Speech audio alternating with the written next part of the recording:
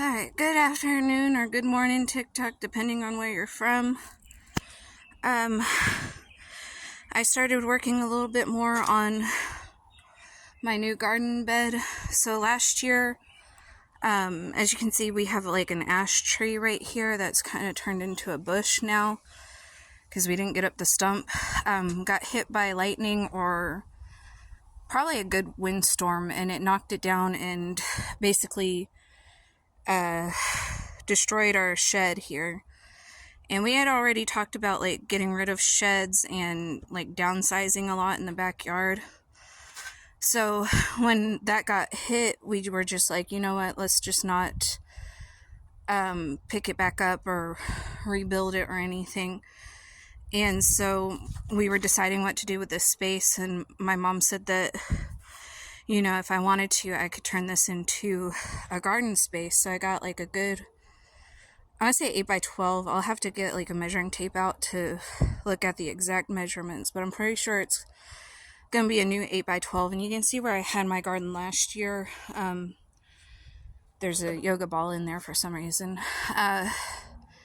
And just that small space pretty much just killed my plants because they all kind of, like, I was doing things good and I was doing things right, but then the roots got crowded underneath the soil, and that allowed for like root rot and a lot of other diseases and everything. So I'm glad to have this new space right here. As you can see, I kind of started using the chainsaw because, well, one, nobody's here to stop me, and two, it's a lot faster. As you can see, like, I was having trouble busting up this area here. I used the chainsaw, and within 5 seconds, I was able to clear it up. So, yeah, chainsaws. Anyway, my main goal here is to repurpose as much materials as possible.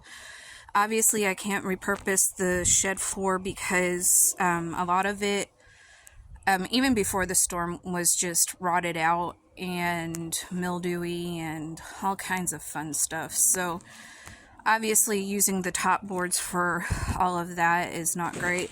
And as you can see, some of the boarding is like a little busted up over here, but I can probably fix that with a splint, some kind of splint with the excess wood that I am able to salvage. Mostly this garden is going to be recycled. And over here y'all can see like where I had my my pallet garden right there. That also is going to come down because well, the pallet garden isn't as deep as it needs to be able to support a garden and support life, really. So I'm going to take that down, reuse the soil in here, and then take down the pallets and pretty much just use that as fencing and any other thing that I can think of. I'm going to reuse that. The only thing that really survived, as y'all can see back there, is my heirloom tomato plant. And also, hold on, I'll show you. I actually bought like a grape plant from Walmart that I did not think was going to survive anything. And that actually ended up coming right back. So y'all can see the grape plant right there.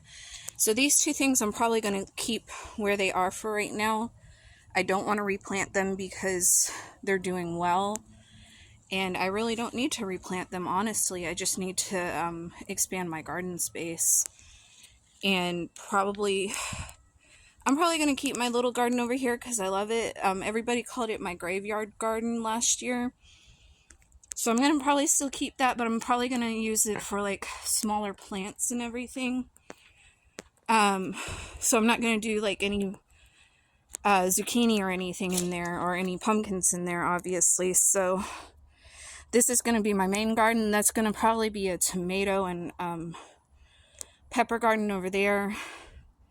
So hopefully we'll be able to get this done.